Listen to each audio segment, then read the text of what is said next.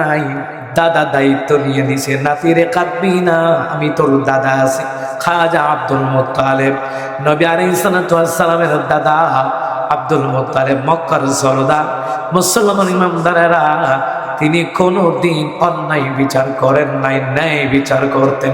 যার কারণে বছরের পর বছর খাজা আব্দুল মুত্তালিবকে সরদারের দায়িত্ব, বিচার করার দায়িত্ব মক্কাবাসীরা দিয়ে রাখছে।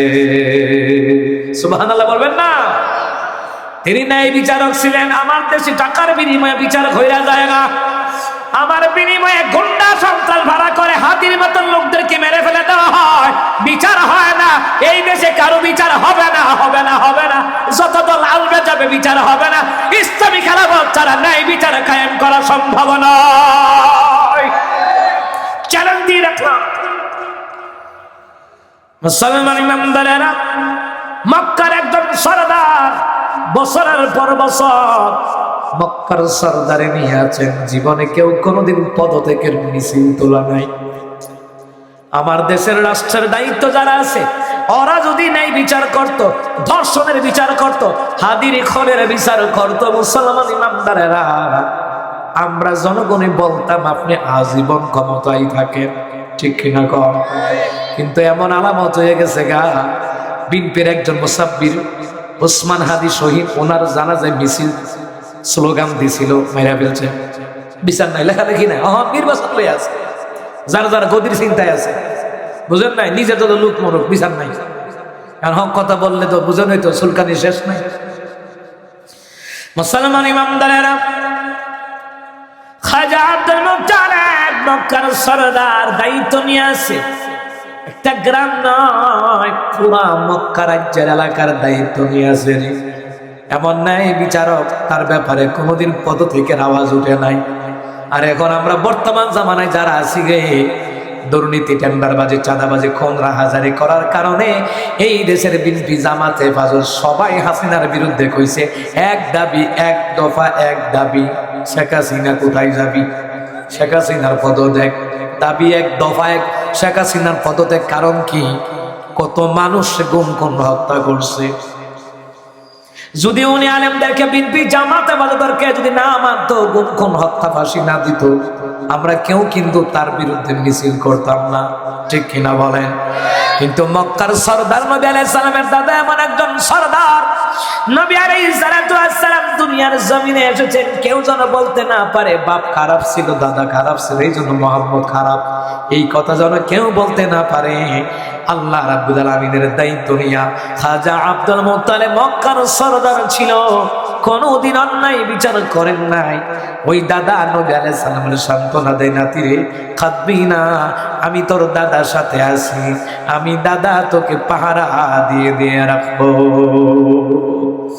খাজা আব্দুল মুত্তালিব পাহারা দিয়ে দিয়ে রাখে। কয়দিন পর অসুস্থ হয়ে যায়, বাকি সন্তানদেরকে ডাকে, ও সন্তানেরা আয় আয়, সন্তানেরা রে আয়, আমির হামজা আমার নাতিটারে তুই নিবিনি, আমির হামজা রে আমার তো আব্দুল্লাহ নাই, আব্দুল্লাহর সন্তানদারে নিবিনি। আমির হামজাকে আব্বা আমি নিব। হঠাৎ করে আমির হামজা কয়, হঠাৎ করে খাজা আব্দুল মুত্তালিব কয়, আমির হামজা তোর কাছে আমার নাতিরে দেওয়া যাইতো না, সমস্যা? সমস্যা কি? তুমি থাকো বন জঙ্গলে, শিকারে থাকো, তোমার বউ পুরা জঙ্গলি, তুমি হইলে অর্ধেক জঙ্গলি, সুতরাং তোমার কাছে দেওয়া যাবে না। এমনি করে করে সব সন্তানেরা আসলো, 9 জন সন্তান। লাস্ট যে সন্তান আসিয়া কয়, আব্বা আমি আবু তালেব, আপনার নাতিরে আমার কাছে দিবেননি। খাজা আব্দুল মুত্তালিব নবীজির দাদা কয়, ও আমার আবু তালেব, আমি তোর জন্য অপেক্ষায় আছি, তুই আমার নাতির দায়িত্বটা নিবি। তুই যদিও মধ্যবিত্ত গরিব, তোর মনটা বড় বালা, তোর বউটা বড় বালা, তোর ঘরে আমার নাতিটা হেফাজতে থাকবে। এইবার খাজা আব্দুল মুত্তালিব কয়দিন পরে দুনিয়ার জমিন ছেড়ে বিদায় হয়ে যায়। নবী আমার কান্দে রে, দিনের নবী কান্দে, আর কয় মা নাই, বাবা নাই, দাদা আমারে লালন পালন করছে, পাহারা দিয়ে দিয়ে রাখছে। আবু তালেব এসে কয়, ভাতিজা চিন্তা করবি না, আমার বাবা আব্দুল মুত্তালিব আমার কাছে দায়িত্ব দিয়ে গেছে, তুই হইলি আমার বাবার দেওয়া আমানত, তুই হইলি আব্দুল্লাহ রেখে যাওয়া আমানত, আমানতের কোনোদিন খেয়ানত করা হবে না। অথচ আবু তালেব কালিমা পরে মুসলমান গ্রহণ করেন নাই, এরপরও কাফের হওয়ার পর ভাতিজার প্রতি কতটা। আর আমার দেশে ভাতিজার প্রতি কি এর টান? ভাতিজা বাপসা সারা ভাতিজারা জায়গা দখল করে খায়, চাচা ভাতিজারা জায়গা দখল করে খায়, চাচা ভাতিজারে মামলা দেয়, ভাতিজাও চাচারে মামলা দেয়, ঠিক কিনা? আমাদের সমাজে হইছে যেই ছেলেরা বাপসা তারা সম্মান করে তার গনেও না, আর যেটা আইকাওয়ালা বাস দেয় বেয়াদবি করে হে তার পিছে গিয়া ভুইরা তাহে, এমন বাপসা আসেনিও। কথা কয় না, আসেনি? মানে ভদ্রলোকের কদর নাই। আপনি ভদ্র আচরণ করবেন, আপনার দুর্বল ভাববো। কথা কয় না, কথা কয় না। আপনি ভদ্র আচরণ করবেন, আপনার দুর্বল ভাববো। দেখে না ইসলামী দলের তারা কত সুন্দর দাওয়াতি কাজ করে, এরপরে তাদেরকে ধর্ম ব্যবসায়ী, ধর্ম নিয়ে ব্যবসা করে, ধর্ম নিয়ে রাজনীতি করে।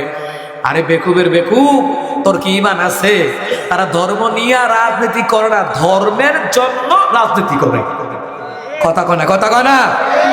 ধর্মের জন্য রাজনীতি করে। দেশের মধ্যে ধর্ম না থাকলে আকাম কুকাম হবে, টেন্ডারবাজি চাঁদাবাজি হবে, খুন রাহাজারি হবে, দর্শন হবে, উসমান হাদির মতন খুন হবে, কিন্তু বিচার হবে না যদি ইসলাম রাষ্ট্রীয় ক্ষমতায় না যায়। কথা বলেন ঠিক কিনা? বুঝন লাগবো তো। আমার নবীকে রাষ্ট্র চালায় নাই, আবু বকর, ওমর, আলী, উসমান রাদিয়াল্লাহু তাআলা আলাইহিম আজমাইন রাষ্ট্র চালায় নাই। কতগুলা গর্দম আছে, এদের বিবেকে মানে কুত্তা ভেসাব করে দিচ্ছে। ওই যে আমাদের অভিজ্ঞতা আফসারকে হের বিবেকে কুত্তা মুচ্ছে, আসলে ঠিক বলতে পারো যে হ্যাঁ কোরআন আল্লাহ রাষ্ট্র চালানোর কথা বলেছেন, তবে আমরা মানতে পারি না শতভাগ, এটাই আমাদের ব্যর্থতা, এটা কইতে রাজি না। ভাইয়েরা আমার, বাবারা আমার, এ মুসলমান ইমানদারেরা, আবু তালেব পয়গম্বর আরবিকে সান্ত্বনা দেয়, ভাতিজা চিন্তা করবা না, আমার দ্বারা তোমার কোনো ক্ষতি হবে না। সুবহানাল্লাহ বলবেন না? আমার দ্বারা তোমার কোনোদিন ক্ষতি হবে না। ভাতিজারে চিন্তা করো না, তোমার দাদা নাই, তোমার মা নাই, বাবা নাই, কি হয়েছে? আমি আবু তালেব তো আছি। সুবহানাল্লাহ বলেন। আমার বন্ধুরা, আমার বাবারা, আবু তালেব কারো ক্ষতি করে নাই, কাফের হওয়ার পরও নবীর ক্ষতি করে নাই। আজকে মুসলমান হওয়ার পরও ইসলামী দলের বিরুদ্ধে কথা বলে, কথা কোন ঠিক কিনা? মুসলমান হওয়ার পরে মুসলমান ভাইয়ের জায়গা দখল করে খায়, বোনের জায়গা দখল করে খায়, কথা বলেন না কেন? মুসলমান ইমানদারেরা মুসলমানের ক্ষতি করে, অথচ আবু তালেব কাফের হওয়ার পরও ভাতিজার ক্ষতি করার চিন্তাও করে নাই। বরঞ্চ যারা ক্ষতি করতে আসতো, আবু তালেব তলোয়ার নিয়ে দাঁড়ায়া যাইতো যে আমার ভাতিজারে যদি কথা বলো, যদি কোনো কটু কথা বলো, আমি আবু তালেব কিন্তু তলোয়ারের আঘাত থেকে বাঁচতে পারবা না, আমি কিন্তু কল্লা আলাদা করে দেবো। একটু পরে ঘটনা আসবে, তখন বুঝছেন চাচা ভাতিজা কারে কয়। আর বর্তমানে চাচা ভাতিজার কোনো মিল, কথা কয় না।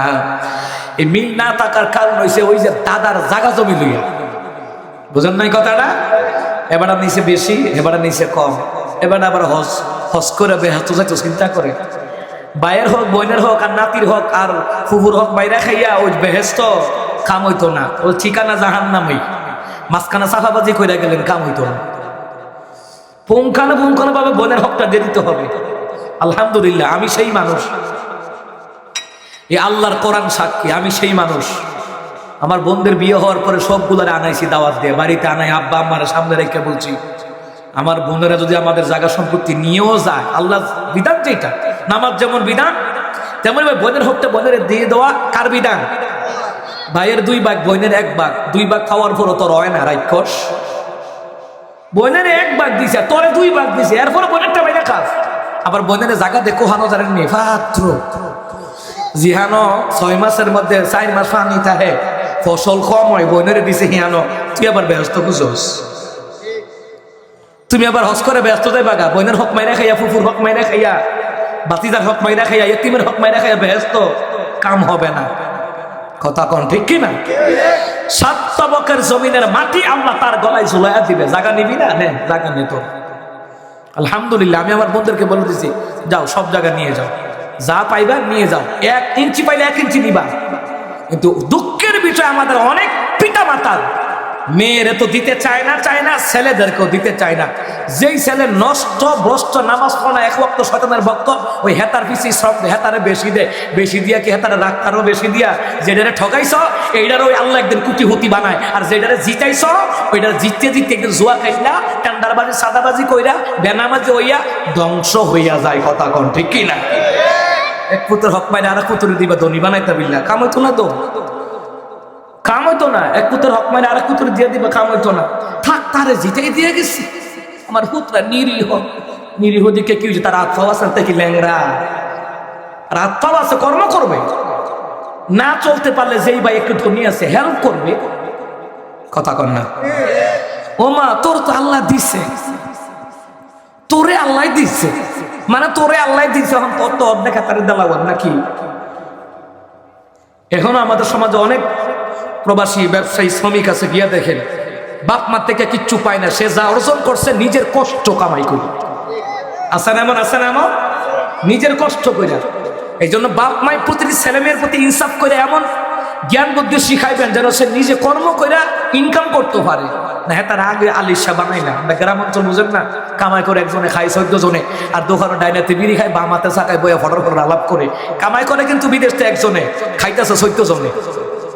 অথচ একটা বার ফোন দিয়ে জিগাই না, খুব বালা সত্যি, শরীরটা বালানি, মনটা বালানি, অথবা বউ জিগাইব, অথবা বইনেতে জিগাইব না, উল্টা এবার বিদেশ গিয়ে আমার কিতা দিছে, এবার বিদেশ গিয়ে আমার একটা মোবাইল দিছে, আরেক বেড়িকা এবার মোবাইল বিদেশ গিয়ে আমার একটা তেনা দিছে না, বেড়ার হ্যান্ডা বাসা এখানটা বই বই গিরা করলে। কথা কয় না? কথা কয় না? হেতার টাকা দিয়া কুরবানি দেয়, হেতার টাকা দিয়া সবকিছু করে, হেতার টাকা দিয়ে বিয়ে শাদী হয়, একটা বার জিগায়ও না। এইতে আমাদের মনি দেয় বাস যায়, আর হে বাইক ভেবে গিরা কোনে, আর কয় কার কখনো মার্কেট লাগবে, মার্কেট কর। কথা কয় না? কথা কয় না? এই আমল করে ব্যস্ত, অত সোজা পিঠের ছাল থাকতো না। অনেক পিতা মাতা আছে মরার আগে জায়গা দিত না, মরার আগে দেওয়া যায় না। তো মরার পরে যে হুতাইতে হুতাইতে কুবা কবি লাগে, মামলা মোকদ্দমা লাগে, হ্যাবলা এলাকাবাসী জানাজানি হয়, তখন কি মজা লাগে। আমার দেশে এমন মামু আছে, ও মামু মামু মামু আসেনি, বনের জায়গাটা রাখা দিছে একটা কাডল গাছ দেখাইয়া, বোন কাডল গাছটা তোর 6 শতক রাখা দিছে, তুই মামু।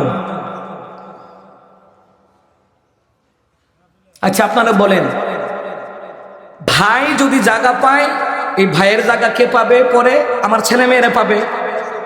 তুমি বই নয় যে জায়গাটা আনলা না, তো তুমি তো তোমার ছেলে মেয়ের হক নষ্ট করলা। কারণ মাই যদি আমার মামুর ভাই জায়গা পাইতো, তো আমরা কিছু পাইতাম না। তো হিয়ানটা বাইরে জিতাই দিলা, বাই ভিতরে জিতে দিলা, তুমি যে মা আদর করে আনলা না, এক ওয়াক্ত খাওয়ানোর আশায় আনলা না, তো নাই তো তুমি তোমার ছেলে মেয়ের হক নষ্ট করলা। আবার তুমি বেহেশতের চিন্তা করো, অনেক পিতা মাতা সন্তানের হক নষ্ট করার কারণে আসামির কাঠ গড়ায় দাঁড় করাবেন আল্লাহ, জালিমের কাতার আল্লাহ দাঁড় করাবেন। এই কথাগুলি আমি সব জায়গায় বলি, আমার নিজের পরিবার থেকে শুরু করি, কারণ এই পুরা দেশবাসী জানে আমি খুব কঠিন মানুষ। আমার আম্মা কয় আমার পুত্র কঠিন হইলেও মনটা ভালা। আমার কত যে বোনেরটা বলে লই যাক, সিফাতা রাখো কিটা, জিয়েরটা জিয়ে লয়ে যাক, সিফাতা রাখে, ভাইলামি ছেড়ে দেওয়া লাগবে। আলহামদুলিল্লাহ আমার সন্তান আছে, 2 সন্তানের জন্য আমার যা যা দরকার সেপারেট করে এখন থেকে রেখে দিচ্ছি। কারণ আমি কবে মনে জায়গা জানি না, আমার ছেলে মেয়েরা দিয়ে দিতাম, বাকিরা অত্যাচার করে জায়গাগুলো দখল করে নিত। এই সমাজ ধ্বংস হচ্ছে এই জায়গা জমি আর লেনদেন নিয়ে, এই সমাজ ধ্বংস হচ্ছে জায়গা জমি লেনদেন নিয়ে। লেনদেন এত খারাপ, সুদের টাকা মাসে মাসে ক্লিয়ার করে, আর হাওলাত নিতালে তেল মজায় সাইডা দেয়, আর দিবিনি হাওলাত। কথা কন? কথা কন ঠিক না? তো হাওলাত দিব কেমনে? হাওলাত কেমনে দিব? এচ্ছে বালা মসজিদও দান করে লেন, মাদ্রাসাত মাহফিলও দিয়ে লেন, এচ্ছে বালা হাওলাত দিয়ে মানসিক রোগী হওয়ার দরকার নেই। কথা কন ঠিক কিনা? মসজিদ মাদ্রাসায় মাহফিলও দিবেন, হাওলাতের গোষ্ঠী কিলাম নিয়ে হাওলাত বহুত দিছি। কোর যে হাসানা দিত গিয়ে হ্যাঁ তার 20 মধ্যে ডায়াবেটিস বাইরে রয়েছে, প্রেসার বাইরে রয়েছে, স্ট্রোক করে মারা গেছে। ঢাকাতে আমার শ্বশুরে আপনি জানেন, তারা তো স্থানীয় ঢাকাতে, কুমিল্লাতে। আপনি দেখেন উনি আজ থেকে 20 বছর আগে এক লোকের 18 লক্ষ টাকা হাওলাত দিচ্ছে, কর্জে হাসানা। উনি খুব বুজুর্গ মানুষ আমার শ্বশুরটা। ওমা এবার কি জানেন নেই, ফট করে ফোন দিলে টাকা নিছে না, সাথে সাথে আমার শ্বশুর 3 বার স্ট্রোক করছে, কয়দিন আগে দুনিয়া থেকে বিদায় হয়ে গেছে। এটা ড্রাইভার কে নিব? কর্জে হাসানা মারান মিয়া, কর্জে হাসানা করতেন কি আপনার বউ জীবন না খাইয়া মরবো।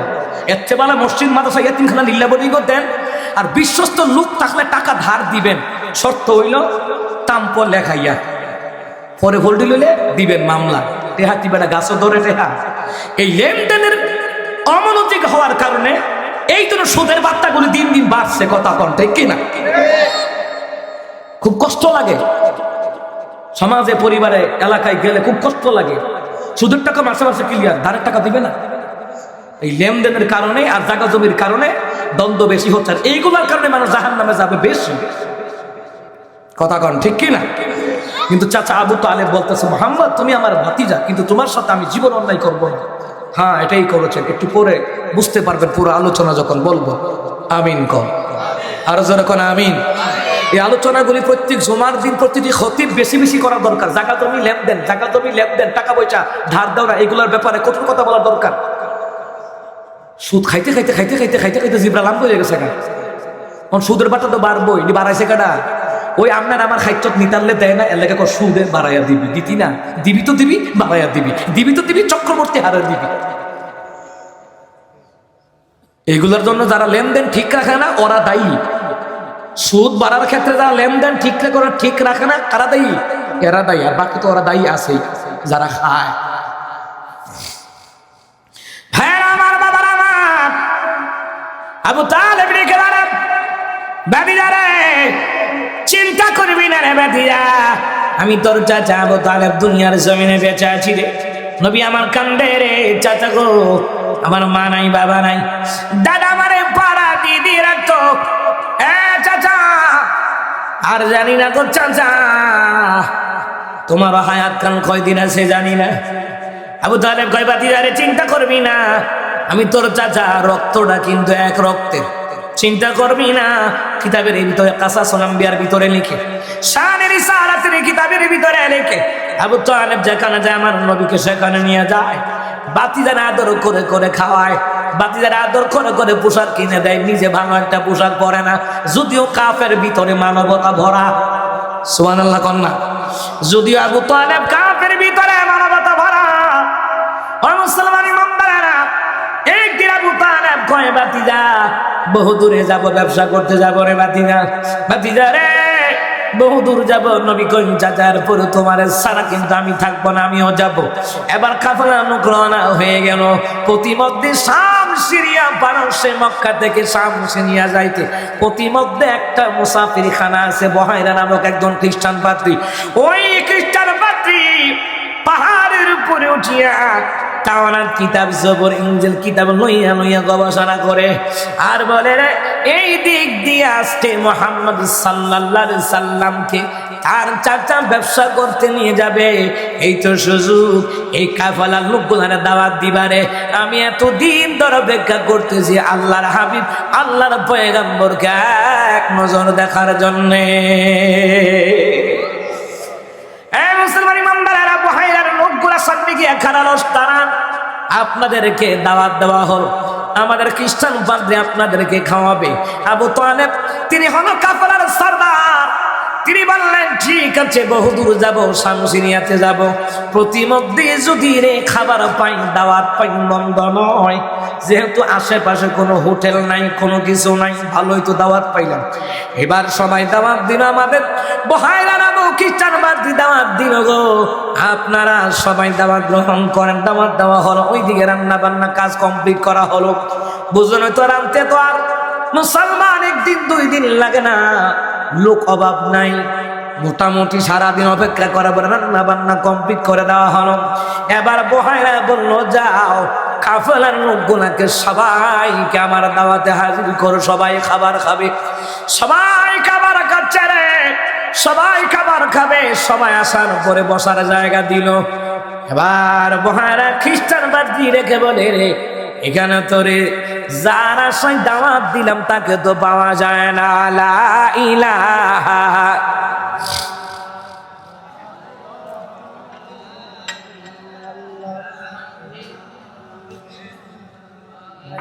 সারা দিতে হবে।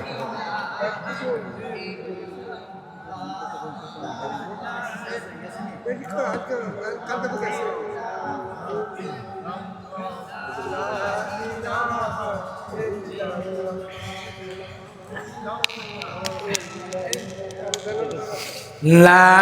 ইলাহা ইল্লাল্লাহ লা ইলাহা ইল্লাল্লাহু মুহাম্মাদুর রাসূলুল্লাহ সাল্লাল্লাহু আলাইহি ওয়াসাল্লাম। ভাইরা ডেকে বলে, একজন লোক যদি বাকি থাকে রে, কিন্তু তোমাদেরকে খাওয়ানো হবে না। হিসাব দিলে দেখো একজন বাকি আছে কিনা। একজন দ্বারা বললো, আমাদের সাথে একজন একটা বালক এসেছে 12 বছরের। বহাইরা ডেকে বলে, ওই লোকটারে, ওই ছেলেটাকে সহকারে নিয়ে আসো। বহাইরা তো সবার সামনে প্রকাশ করে না। মুসলমান ইমামদারা হলো, খাবারগুলো পরিবেশন করে দেওয়া হলো রে। মুসলমান ইমামদারা খাবার শেষ হয়ে গেল। এইবার আবু তালেব কয়, সরদার খাবার আয়োজন শেষ, আমরা চলে যাবো শামসিনিয়া ব্যবসা করতে। বলে, দাঁড়া, আপনার সাথে পার্সোনাল আমার কথা আছে। আবু তালেব রে, তিনি গেলেন পাশে, বললেন, এই বালকটাকে? বলে, আমার ছেলে। কার ছেলে? কথা কয় না, কথা কি বুঝতেছেন? আবু তালেব জিগায়, ছেলেটাকে? বলে, আমার ছেলে। জিগায়, ওর নাম কি? বলে, ওর নাম হল মুহাম্মদ সাল্লাল্লাহু আলাইহি সাল্লাম।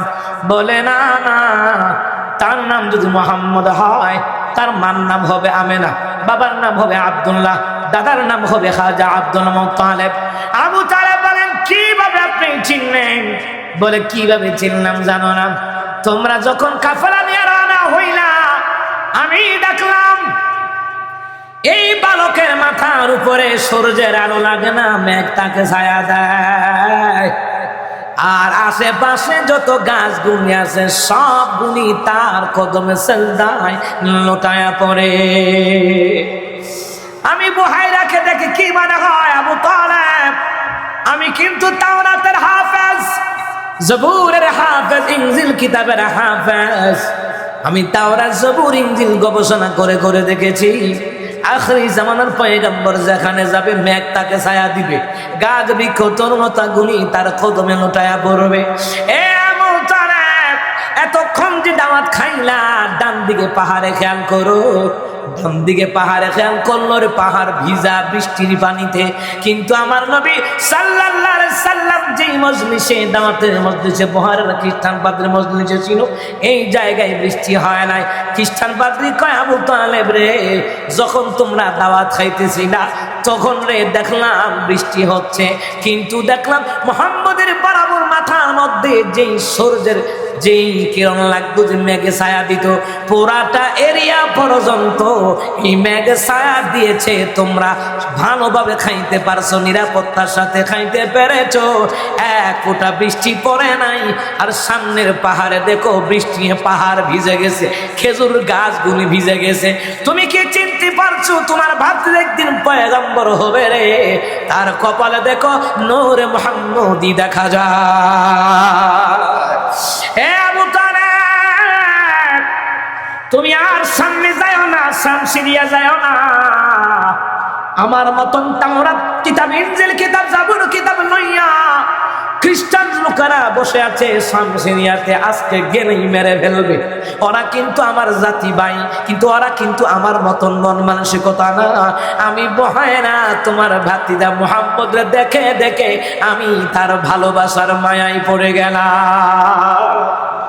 তোমারই জন্যে জগত জানা, কামলিওয়ালা তুমি মদিনাওয়ালা, ও গো কামলিওয়ালা তুমি মদিনাওয়ালা।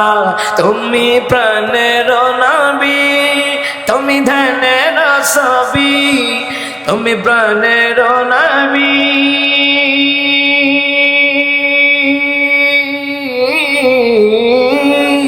তুমি প্রাণের নবী, তুমি ধনের ছবি, তুমি যে নূরে মুজাসসাম। সাল্লে আলা কামলিওয়ালা তুমি মদিনাওয়ালা, ও গো কামলিওয়ালা তুমি মদিনাওয়ালা। মারহাবা কন। ভাইরা বলল, আবু তালেব রে, শাম সিরিয়া যাবার দরকার নাই, এই জায়গায় মালামাল গুলি বিক্রি করে ফেলো। মালামাল গুলি তাড়াতাড়ি বিক্রি করিয়া আবু তালেব ভাতিজা মুহাম্মদকে লইয়া মক্কায় ফিরে গেলেন। গিয়া বলতেছে, রাতের বেলায় বলতেছে, সবাই টাকাগুলি গণনা কর। শাম সিরিয়া যায় নাই, মাঝখানে পাইকারি রেটে মাল বিক্রি করলাম, লাভ জানি হয়েছিল আল্লাহ জানে। গণনা করে দেখে রে, সারা মাসিল শাম সিরিয়া ব্যবসা করে যত লাভ না হয়েছে, ওই প্রতিমধ্যে যেই জায়গায় পাইকারি রেটে মাল বিক্রি করছে, সারা বছরের লাভ আল্লাহ ওই ব্যবসার মধ্যে দিয়েছে, কারণ ওই জায়গায় রহমতের নবী ছিল। এ মুসলমান ইমানদার, আবু তালেব জায়গা খ্রিস্টান পাদ্রী কান্দে যায় রে, সোরান হরিণ যায়, আমি রাখার সাধ্য নাই, কারণ আমার জাত ভাইয়েরা তোরে মেরে ফেলবে, সুতরাং আমার দায়িত্ব তাকে নিরাপদে পৌঁছে দেওয়া, আগায়া দিলেন লোক দেওয়ায়া। সুবহানাল্লাহ বলবেন না? এইবার মুসলমান ইমানদার, নবী আলাইহিস সালাম যৌবনে পদার্পণ করলেন। আবু তালেব নবীর ছাড়া কোথাও যায় না। নবী আলাইহিস সালাম যৌবনে পদার্পণ করলেন ওই দিকে। আম্মা জান খাদিজা ধনির দুলালি, পয়গম্বর আরবি দেখেন, ধনির দুলালি আম্মা জান খাদিজা ব্যবসার জন্য একজন বিশিষ্ট ম্যানেজার খুঁজতেছে, বিশ্বস্ত ম্যানেজার খুঁজতেছে, পায় না। আবু তালেবের লোকে সাক্ষাৎ হইল। আম্মা জান খাদিজা কয়, আবু তালেব গো, এমন একটা ছেলে দেন না, যেই ছেলেটা আমার ব্যবসার দায়িত্বগুলি ঠিকভাবে আদায় করবে। আবু তালেব কয়, আমার একটা ভাতিজা আছে, তারে রাখতে পারো। সুবহানাল্লাহ বলেন। এইবার আম্মা জান খাদিজা রাদিয়াল্লাহু তাআলা আনহা তিনি বললেন, আপনার ভাতিজারে নিয়ে আইছেন। পরের দিন নিয়ে আসলো। আম্মা জান খাদিজা কয়, মুহাম্মদের দিকে তাকাইয়া দেখলাম ছেলেটা বড় ভালো হবে, ব্যবসার কাজে নিয়োগ দিয়ে দিলেন। সংক্ষেপ করে বলি, ব্যবসার কাজে নিয়োগ দেওয়ার পর আম্মা জান খাদিজা এইবার আম্মার নবী সাল্লাল্লাহু আলাইহি সাল্লামকে কাফেলা দিয়া, খেজুর, অন্যান্য মালামাল দিয়া, উট দিয়া, তারপরে হচ্ছে ঘোড়া দিয়া কাফেলার লোকগুলাকে পাঠাইলো ব্যবসার জন্য শাম সিরিয়া। আবু তালেবের সাথে নবী যাইতে পারে নাই, ওই সময় বালক ছিল, 12 বছরের। এখন যৌবনে পদার্পণ করছে, লোকে আরো শক্তিশালী লোক আছে, এখন কোন সমস্যা নাই। সুবহানাল্লাহ কইতেন না? শাম সিরিয়া ব্যবসা করতে গেছে, 2 দিন 3 দিন 4 দিন 5 দিন হয়ে গেল, খবর নাই। আম্মা জান খাদিজা কয়, আমি টেনশনে পড়ে গেলাম গা। কি টেনশনে পড়লাম? হঠাৎ করে আমি বাড়ির দোতলা ছাদের উপরে উঠছি, উঠে সাইডা দেখলাম মেঘের একটা ছায়া আসতেছে।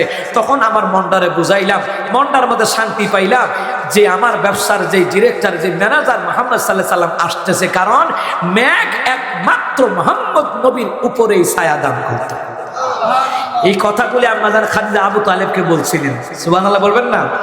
আম্মা জান খাদিজা বললেন, শোনো, ব্যবসার টাকাগুলি সবাই হিসাব করো। হিসাব করে দেখে আম্মা জান খাদিজার নিজের জবান মোবারকের বাণী, তিনি বলছেন, সারা বছর ব্যবসা করে যত লাভ না হয়েছে, একটা সালাম দিয়ে এর চেয়ে বেশি লাভ আল্লাহ তাআলা আমার ব্যবসায় দিয়েছে। আম্মা জান খাদিজা তখনই বুঝতে পারলেন তিনি তো আখিরি জামানের পয়গম্বর হবে। কেন হবে? তিনি কেন বুঝলেন বলেন তো? সূরা আলাকে তাফসীর ইবনে কাসিরের মধ্যে এসেছে, আম্মা জান খাদিজা কয়, আমার স্বাস্থ্য ভাই ওয়ারাকা বিন নাওফেল, তাওরাতের হাফেজ, জবুরের হাফেজ, ইনজিল কিতাবের হাফেজ, ওয়ারাকা বিন নাওফেলের কাছ থেকে প্রায় সময় আমি শুনতাম যে আখিরি জামানার পয়গম্বর যিনি হবে, মেঘ তাকে ছায়া দেবে, জংলায় তিনি বকরি চড়াবে, জংলার অজগর সাপ এসে তার মাথায় ছায়া প্রদান করবে, এবং তিনি যত জায়গায় যাবে গাছ বৃক্ষ তরুলতা তার নুরানি কদমে সেজদায় লুটে পড়বে। সুবহানাল্লাহ বলবেন না? আম্মা জান খাদিজা এই কথাগুলি মনে করছে, করে আবু তালেবকে বলতেছে, আবু তালেব, তোমার ভাতিজা তো একদিন শ্রেষ্ঠ পয়গম্বর হবে। সুবহানাল্লাহ বলবেন না? শ্রেষ্ঠ পয়গম্বর হবে। আবু তালেব, তোমার ভাতিজাকে আমি বিয়ে করতে চাই। আবু তালেব তিনি বললেন যে আমার ভাতিজারে না জিগায় তো কোয়া যায় না। ভাতিজারে গিয়ে রাতের বেলায় বলছে, মুহাম্মদ, তুমি যেখানে খাদিজার ম্যানেজার হিসাবে, আম্মা জান খাদিজার ঘরে নবী চাকরও ছিলেন না, রাখালও ছিলেন না, তিনি ছিলেন একজন ব্যবসার ম্যানেজারের দায়িত্বে ছিলেন। সুবহানাল্লাহ বলতেন না? অনেকেই ভুল ব্যাখ্যা করে, এগুলি গবেষণা না কম থাকার কারণে। তাফসীরের মধ্যে আমি পড়েছি স্পষ্ট রওয়ায়েত, যেই শব্দ নবীদের শানে, আম্মাজান বিবিদের শানে, সাহাবীদের শানে বেয়াদবি হয়, ওই শব্দ উচ্চারণ করা যাবে না। কথা কি বুঝতে পারছেন? অনেক জায়গায় আমরা আগে শুনছি, নবীরা খালিয়ার বাসা বিখাটি দারোয়াদেশে বকরি চরাইতে নিজাম দহনাই, না, এমন শব্দ বলা যাবে না। নূহ আলাইহিস সালাম নৌকা বানাইছে, এমন কি মিস্ত্রি দিয়ে দেখেন আপনারা, এটা অপশনাল বিষয়, কাজ লাগছে, নৌকা বানাইছে। কথা কোন ঠিক কিনা? ইদ্রিস আলাইহিস সালাম যিনি চতুর্থ আসমানে আছে, নবী বলেন মেরাজের রাতে আমি দেখছি ইদ্রিস তুমি 12 মাস কাপড় সেলাই করতো, এখন কি আমরা টেইলার কই? তাহলে এই বিষয়গুলি খুব খেয়াল করতে হবে ভাইরা আমার, বাবার আমার। যাই হোক, নবী আলাইহিস সালাম কিয়ামতে বুঝাইলেন, বুঝানোর পরে নবী তুস্ত করে এমন সময় জিবরাইল আসিয়া কয়, পয়গম্বর আপনি খাদিজার বিয়েতে অমত করবেন না। নবী গো, আমার আল্লাহ জানা এই বিয়েতে রাজি, আপনি খাদিজারে আপনি বিয়ে করবেন। আমরা জানা খাদিজাও কয় ভাবছিলাম বিয়ে করব না, কিন্তু মুহাম্মদের চরিত্র দেখিয়া আমি বড় তার মায়ায় পড়ে গেলাম। এমন বিশ্বস্ত ব্যক্তি আবু তালেব কয়, ভাতিজা খাদিজারে বিয়ে করলে লাভ হইব কেমন লাভ? এক নাম্বার, মক্কার কোন কাফির বেঈমান তোমাকে কটু কথা বলতে পারবে না, যেহেতু তোমার দাদা নাই, আমি চাচা আছি, কবে জানি মইরা জায়গা। এ মুহাম্মদ, এক নাম্বার, মক্কা গলিতে গলিতে কেউ তোমার ক্ষতি করতে পারবে না, কারণ আমাদের খাদিজা ধনাঢ্য মহিলা। 2 নাম্বার, মুহাম্মদ তুমি যে দাওয়াতি কাজ করো, কালিমার দাওয়াত দিবা, ওই কালিমার দাওয়াত দিবারে মুহাম্মদ, ওই দাওয়াতি কাজের ক্ষেত্রে খাদিজার ধন সম্পদ কাজে লাগবো, খাদিজার বড় কাজে লাগবো। কিতাবের ভিতরে লিখে রে, আমরা জানা খাদিজা নবী আলাইহিস সালামকে ধন সম্পদ সবগুলি নবীজির কদমে কুরবান করে দিয়েছে। ভাইরা আমার, বাবার আমার, আম্মা জান খাদিজা রাদিয়াল্লাহু তাআলা আনহা বাসর করে কাঁদে, নবী আমার কাঁদে, আম্মা জান খাদিজাও কাঁদে, স্বামীর বিয়োগ, স্বামীর জন্য কাঁদে। কুমিল্লার ছেলে, ব্রাহ্মণবাড়িয়ার মেয়ে, জীবনে সাক্ষাৎ নাই, দেখা না, বিয়ে হওয়ার পরে গভীর ভালোবাসা তৈরি করে দিলেন কে? এই জায়গায় আমাদের কিছু কথা আছে। কুমিল্লার ছেলে, ব্রাহ্মণবাড়িয়ার মাইয়া, একটার প্রতি একটার এত ভালোবাসা, বিয়ে হওয়ার পরে, স্বামী স্ত্রী হওয়ার পরে, কেন? এই ভালোবাসাটা কার দান? কারণ বাবা আদম মা হাওয়ার বিয়ে পড়াইছেন কে? যেই ঘরে, এই জন্য বলা হয় যেই ঘরে স্বামী স্ত্রী মিল থাকে ওই ঘরটা জান্নাতের টুকরা। এখন আমার কথা হইল, আমার স্বামী স্ত্রী আপনারা মিল্লামিশা চলে, মাঝে মধ্যে আপনার বইনেরও জ্বলে, আপনার মা বাবারও জ্বলে। জ্বলে কিটা? আপনার মা বাপে যখন দেখে ছেলে মেয়ে, ছেলের বউ মিল আছে, তখন কয় আমার পুত্রারে তাবিজ করে শেষ করে লাইছে, তাই খাই লিছে, আমার পুত্রারে খাই লিছে। কথা কয় না, কথা কয় না, কথা কয় না। তাবিজ করে যদি ঘুরান যাইতো তো প্রতিটি মেয়ে আগে হরিরে তাবিজ করল। কথা কয় না, কথা কয় না। অনেক শাশুড়ি আছে মাশাআল্লাহ ভালো, কিন্তু অধিকাংশ শাশুড়ি খারাপ।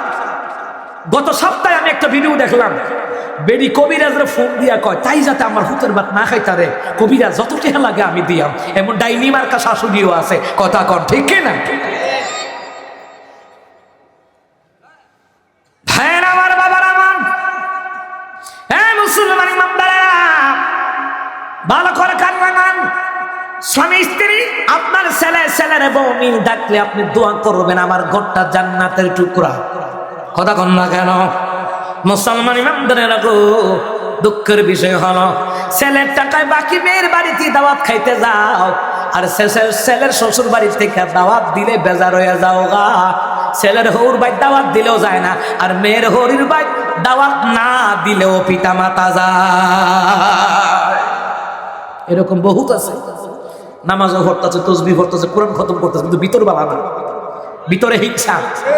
আবার মেয়ের জন্য মাশাআল্লাহ, আমার মেয়ের কপালটা মাশাআল্লাহ 8 আঙ্গুল, মাশাআল্লাহ সুখ। আর আমার হুতুর বোন একবারে শেষ, পুত্ররা তাবিজ করে একবার বশ করে লেছে তাবিজ। এই হইছে আমাদের পরিবার সমাজের হিংসামূলক আচরণ। তাই বাপ না বলে তাহলে বড় কই, তার বাইফি দিয়ে এই পর্যন্ত একটা ফ্রিজ দিল না, টিভি দিল না, তো এত ফকির হইলে কুমিল্লার বাজারে গিয়ে ভিক্ষা করতা, ফ্রিজ আরেক বেটার কাছে খুঁজো কিটা। ওমা কথা কয় না, কথা কয় না। মানে ফুতের বউরে কেমনে জ্বালান যা, এবং বাইরে বউরে কেমনে যন্ত্রণা দেওয়ান যা, কোটা দিব। তাই বাপ না বলে তালে বর, তাই বাই না বলে তালে বর, এই পর্যন্ত একটা তেনা দিছি, তো তেনা দিলে তোমার কাছে বিয়ে দিছি, কিন্তু আরেকখানো দিত। এই হয়েছে পারিবারিক হিংসামূলক আচরণ। ঈদের দাওয়াত দিছে না, পহেলা বৈশাখের দাওয়াত দিছে না, জীবনে খাইছে না, আবার এখন রোজা আইতাছে সামনে রোজা, ইফতারি না দিলে হুতুর বউর লোকে ঝগড়া, ইফতারি না খাইতারলে ইফতারি না পাইলে আমার কাছে কইন আমি ইফতারি দেব, এরপরে হুতুর বউর কাছে ভিক্ষা করেন না। আমার দেশে এরকম আছে, হুতুর বউর বাড়িতে ঈদের দাওয়াত না দিলে, ইফতারি না দিলে হুতুর বউরে জ্বালা ফালা করলে মেয়েটা প্রেগনেন্ট, বাচ্চা জন্ম হইব কইতে পারে, মানসিক চাপে ফেটের ভিতরে বাচ্চা মরে থাকা, বাচ্চা হওয়ার পরে মরে থাকা, মানসিক অত্যাচারে কথা বলেন ঠিক কিনা? নিজের মেয়েরে বাইতে না সেভ করে রেখে দেয় আমার জিটা আরেকবার একটা জি না। এই জন্য একদিন শাশুড়ি কয় আর আজান দিতে আছে, ঠিক আছে, আরেকদিন এক শাশুড়ি কয় আর কি গো বোমা সাই কলম আমার হুতরে কষ্ট দিও না, খুব কষ্ট হয়েছে হুতরে ফালতে। হুতর বই উত্তর দিছে হ আপনি আপনার হুতরে কষ্ট করে ফালছেন আর আমার মা আমারে বিকাশে আনছি। ছেলে যেমন কষ্ট কইরা ফালে মেয়েও কষ্ট কইরা ফালে। এরকম আত্মীয় স্বজন পরিজন এগুলো হিংসা বিদ্বেষ রাখা যাবে না। স্বামী স্ত্রীর মহাব্বত এটা সরাসরি কার দান বলেন? কার দান? আম্মাজান খাদিজা নবী আলাইহিস সালামকে দেখে কাঁদে, নবীও কাঁদে। সুবহানাল্লাহ কইতেন না? আজানটা শেষ হোক কি কম, এই মসজিদে আজান দিয়ে দেন 5 মিনিট, আজান দিলে এরপরে আরো আলোচনা চলবে ইনশাআল্লাহ। হ্যাঁ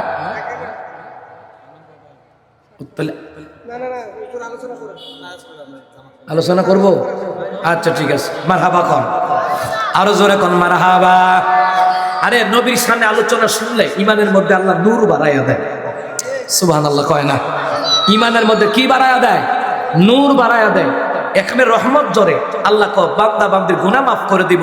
এই জায়গায় এতগুলি মানুষ এখানে বসেছেন, নবী আলাইহিস সালাম বললেন যে এই জায়গায় মানুষগুলি কোরআন শোনা আলোচনা শোনার জন্য বসলো, আল্লাহ পাক তাদেরকে রহমতের কুলের মধ্যে জায়গা দিয়ে দিল। আরো জোরে কোন সুবহানাল্লাহ। হ্যাঁ আমার বাবার আমার আম্মা জান খাদিজা রাদিয়াল্লাহু তাআলা তিনি বললেন পয়গম্বর আরবি কেন কাঁদেন? নবী বলে খাদিজা রে আমার মা যদি থাকতো রে পুত্রবধূ দেখিয়া খুশি হইতো দোয়া কইরা দিত, আমার বাবা যদি থাকতো। আরে খাদিজা আমার দাদা নাই, দাদা যদি থাকতো নাতির বিয়েতে আনন্দ করতো। আমার দেশে দাদা জানা যারা আছে নাতি নাতিনের বিয়েতে আনন্দ করে, নবী কান্দে। এরা খাদিজা মাফ করে লোকার আমার গরিব কয় আম্মা জান খাদিজা কয় পয়গম্বর চিন্তা করবেন না, আমার জীবনে যত ধন সম্পদ আছে সব গুণে আপনার প্রেমে কোরবান দিয়ে দিলাম। বিয়ে শাদী হয়ে গেল। বিয়ে শাদী হওয়ার পরে পরের দিন সকালে আবু জাহিলের লোকে আম্মা জান খাদিজার দেখা হয়েছে। দেখা হওয়ার পরে আবু জাহিল চিৎকারি দেওয়ার কয় খাদিজা শুনছি মোহাম্মদকে বিয়ে করছো, গরিব ডানে বিয়ে করছো। আম্মা জান খাদিজা কয় গরিব ডানে বিয়ে করছি। মনে মনে চিন্তা করে ওর তো তেল মজয় তৈরি। তিনি বলেন ঠিক আছে আবু জাহেল একটা কথা বলি, আগামীকাল তোমার দাওয়াত। আবু জাহেল কয় বদনাম কইলাম দাওয়াত পাইলাম, খারাপ কি? আমার দেশে এরকম কিছু মুনাফেক আছে, উত্তর পাড়ার দরবার দক্ষিণ পাড়া লাগায়, দক্ষিণ পাড়ার দরবার উত্তর পাড়া লাগায়, মাঝখানে খাইতু দিলে কথা কন্টে কিনা। পরের দিন আসলো দাওয়াত টাওয়াত খাইলো, খাওয়ার পরে আবু জাহেল যাইব। আম্মা জান খাদিজা কয় চাচা একটা কথা আছে। কি কথা?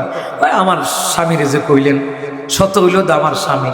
আমার সমাজে এমন মহিলা আছে না, আমার সমাজে এমন মহিলা আছে না যে জামাইয়ের লোকে আমার যা মন চাত্তা হইব, কিন্তু আরেক বাড়ির মহিলা আমার জামাইরে কিচ্ছু কইব তাই ছিড়ালাইতাম না দুইটা। কথা কয় না? কথা কয় না? আছে না এমন মা বোন আছে না যে জামাইরে কেউ কিচ্ছু কইতে দিত না, বাপের বাড়ির তারাও কইতে দিত না। এমনও মা বোন দেখছি আমি, বাপের বাড়ির তারা আমার জামাইরে কিচ্ছু কইব, দরকার বাপের বাড়ি যাইতাম না, এরপর আমার স্বামীকে অপমান করতে দিব না। মারহাবা কইতেন না? আম্মা জান খাদিজা কই চাচা গত দিন আপনি কিন্তু আমারে বলছেন আমার স্বামী গরিব করে টিটকারি নিছেন। কি কইছেন? থাক না কথা আমি ছাড়ব না। আজকে একটা কথা বলি শোনো। এ আবু জাহেল তোমরা সাক্ষী থাকো, তোমার সাঙ্গ পাঙ্গ সাক্ষী, আমার স্বামীও সামনে আছে। আমার জীবনে যত ধন সম্পদ আছে আমি আল্লাহ তাআলার নামে মুহাম্মদের কদমে আমি কোরবান দিয়ে দিলাম। ওনার বাড়িতে কয়েকটা কাজের বুয়া ছিল, কাজের বুয়া গুলো ডাক দিয়া কাজের বুয়া দিকে আমার ঘরের ভিতরে স্বর্ণ আছে, স্বর্ণ বস্তা বাইদা রাখছি, কিতাবের ভিতরে লিখে 1 মণ 2 মণ নয় আম্মা জান খাদিজা নবীজির কদমে 40 মণ স্বর্ণ দিয়া দিছে। এইগুলা আমার স্বামীরে দিয়া দিলাম, আমার ধন সম্পদ গুলো আমার স্বামীরে দিয়া দিলাম, এখন গরিব কে ক, এখন ধনী কে ক। এবার আবু জাহেল কয় খাদিজা, এখন তো মুহাম্মদ ধনী, কিতাবের মধ্যে লিখে আমার নবী গরিব ছিল না, আমার নবী ছিল দুনিয়া ও আখিরাতের ধনী এবং দুনো জাহানের বাদশাহ। দেখা দাও রাসূলুল্লাহ তুমি, কাঁদে আশিক তোমার, আছো শুয়ে মদিনায় তুমি। সুবহানাল্লাহ কইতেন না? দেখে লাও রওজা তোমার, রাসূলুল্লাহ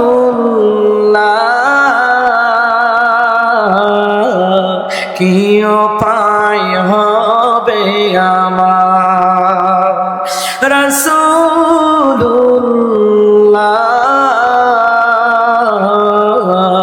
কি উপায় হবে আমার।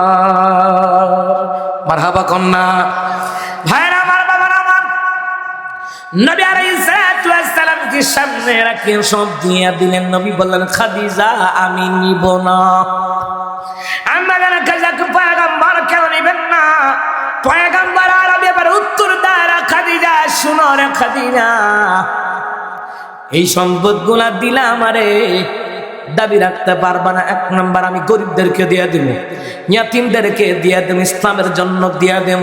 আম্মা জান খাদিজাকে পয়গম্বর ইয়াতিমদেরকে দিয়ে দিবেন, দিয়ে দিন বিধবা নারীকে দিবেন, ইসলামের জন্য দিবেন, সব দিয়ে দিয়েন। কিন্তু পয়গম্বর আমার কিচ্ছু দরকার নাই, আপনার মতন একজন স্বামী পাইলাম, আমি যে পয়গম্বর আরবের স্ত্রী হইতে পারছি এটাই আমার জীবনের সার্থকতা। সুবহানাল্লাহ। ভাইরা আমার, বাবার আমার, মুসলমান ইমানদারেরা বালা করা কান্না গান এইভাবে করে করে দিনের খেদমত চলছে। নবীও কালিমার দাওয়াত দেয়, আবু জাহেল কোনো কথা বলার সাহস পায় না, সাইবা উতবা ওয়ালিদ ইবনে মুগিরা কথা বলার সাহস পায় না, কই কথা কোন যাইতো না। খাদিজা কিন্তু ছাড়ব না, ধনাঢ্য মহিলা, এর পক্ষে বিভিন্ন রাষ্ট্রের নেতারা পর্যন্ত এর পক্ষে সাপোর্ট আছে, সুতরাং এর বিরুদ্ধে কোনো কিছু করা যাইতো না। এই দিকে মুসলমান ইমানদারেরা আম্মা জান খাদিজা রাদিয়াল্লাহু তাআলা আনহা দরজায় হেলান দিয়া দিয়া ঘুমায়। নবী বাইরে দাওয়াতি কাজ করতে যায়, নবী এসে ডাকতে খাদিজা রে, খাদিজা লাব্বাইক ওয়া সাদাইক রাসূলুল্লাহ সাল্লাল্লাহু আলাইহি ওয়াসাল্লাম। আম্মা জান খাদিজা দরজা খুললো, একটা ডাক দিলেই দরজা খোলে। নবী বললেন খাদিজা রে তুমি কি ঘুমাও না? আম্মা জান খাদিজা বললেন পয়গম্বর আরবি আমি ঘুমাই না। পয়গম্বর গো আপনি আমার স্বামী, আপনি বাইরে থাকলে আমার ঘুম হয় না। এখনো কতগুলা বিবি আছে সমাজের মধ্যে রে, স্বামী বাইরে থাকলে ঘুমায় না, কথা কোন ঠিক কিনা? আপনার মা যেন ঘুমায় না, তেমনি ভাবে ভালো নারী যারা স্বামীরে বাইরে রাখা ঘুমায় না, একটু পরে পরে ফোন দেয় কোথায় আছেন, খাবার খাইছেন নি, কই আছেন, তাড়াতাড়ি আই পড়ে। এই হলো বিবি মুসলমান ইমানদারেরা।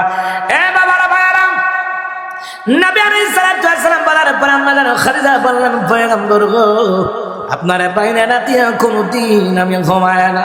এ পয়গম্বর এর মধ্যে যদি আমার জীবন চলে যায়, এরপরও আল্লাহর হাবিবকে বাহিরে রেখে আমি খাদিজা বিছানায় পিঠ লাগাতে পারি না।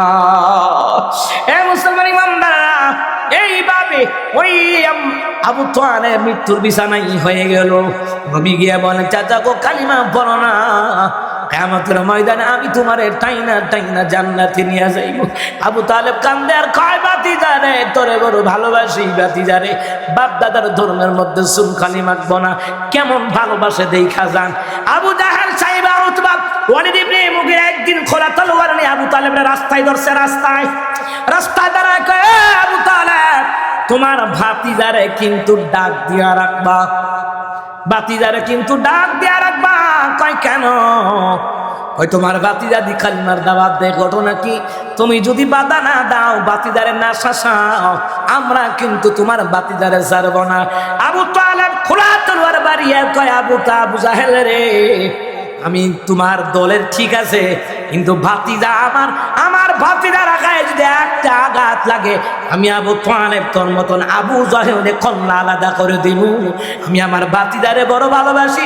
আমার ভাতিজার আমার বাবা আব্দুল মুত্তালিব আমানত দিয়ে গেছে। আমার ভাই আব্দুল্লাহর ছেলে মুহাম্মদ আমার কাছে আমানতের খেয়ানত করতে পারবো না।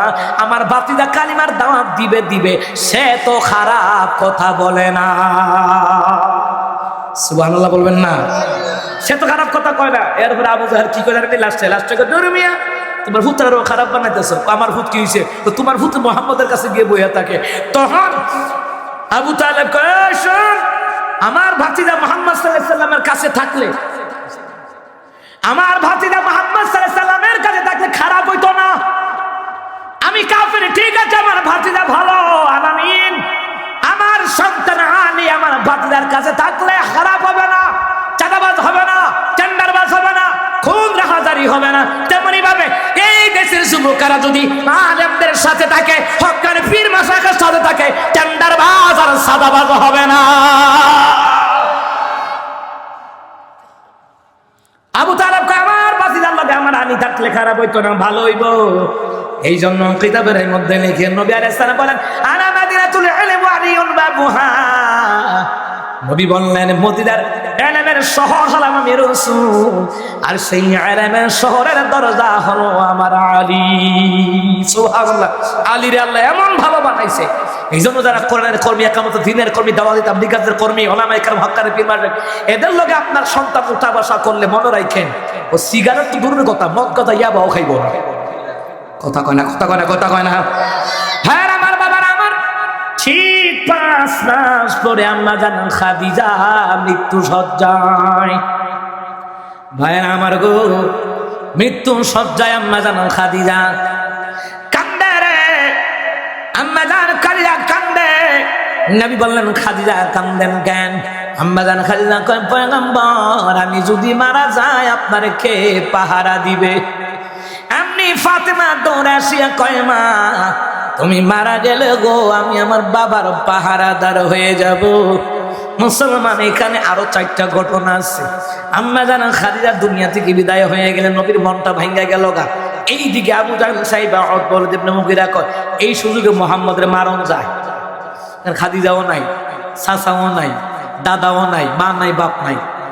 তখনই আল্লাহ সিদ্ধান্ত নিছেন, জিবরাইল, আরে জিবরাইল যা, জান্নাত থেকে বুরাক নইয়া মক্কায় যাইবি, জান্নাত থেকে পোশাক নিয়ে যাইবি রে। কাফের বেঈমানেরা আমার নবীরে মারার চিন্তা করে। আমার নবীর তো এমনি মন ভালো নয়, মনে বড় কষ্ট রে। বানাই বাবা নাই, চাচা নাই, দাদা নাই, বিবিও নাই, কে পাহারা দিবে? আমি আমার হাবিব প্রেমে আরাজে আনিয়া বন্ধুর সাথে কথা বললা।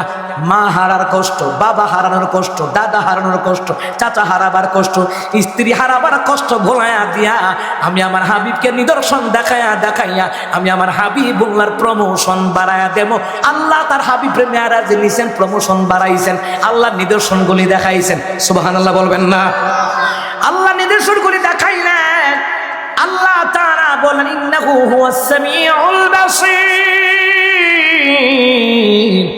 নিশ্চয়ই আল্লাহ তাআলা সর্বশ্রোতা, সর্বদ্রষ্টা, সবকিছু শুনেন এবং জানেন। দেখেন, আল্লাহ তাআলা কয়, জিবরাইল রে, আমার হাবিবুল্লাহর মনের কষ্ট দূর করে দেওয়ার জন্য আল্লাহ পাক তার হাবিবের মেরাজে নিলেন। দ্বিতীয় নম্বর, আল্লাহর অসংখ্য নিদর্শন দেখাবার জন্য আল্লাহ পাক তার হাবিবকে মেরাজে নিলেন। তৃতীয় নম্বর, জান্নাত জাহান্নাম দেখাবার জন্য আল্লাহ তার হাবিবকে মেরাজে নিলেন। চতুর্থ নম্বর, আরশে আজিম থেকে ধন ভান্ডার দেওয়ার জন্য আল্লাহ পাক তার হাবিবের মেরাজে নিলেন। সুবহানাল্লাহ। ধন ভান্ডার কি কি? 1 মিনিটে শেষ করব। 1 নাম্বার ধন ভান্ডার, সূরা বাকারার শেষের 2টা আয়াত।